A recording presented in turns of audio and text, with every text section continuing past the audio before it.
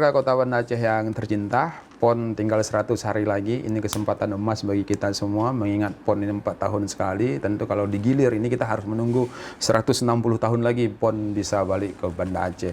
Jadi Pak Wali dengan seluruh SKPD sudah mengarahkan kepada kami semua, dan tentu pada kesempatan ini kami mengajak seluruh warga Kota Banda Aceh, mari kita sukseskan PON, mari kita menjadi tuan rumah yang baik. Kita akan menyambut ribuan tamu dari seluruh Indonesia, dan mari kita memberikan hal positif sehingga ini akan menjadi kampanye positif bagi kita semua untuk seluruh Indonesia, karena Aceh akan menjadi tujuan ribuan orang pada bulan September nantinya. Dan mari kita sambut semua tamu ini dengan baik, dan tentu harapan kita semua adalah bagaimana menyemarakkan gaung PON di Kota Banda Aceh. Kita akan punya kesempatan melihat atlet-atlet yang luar biasa nantinya akan bertanding dan berlaga di Banda Aceh.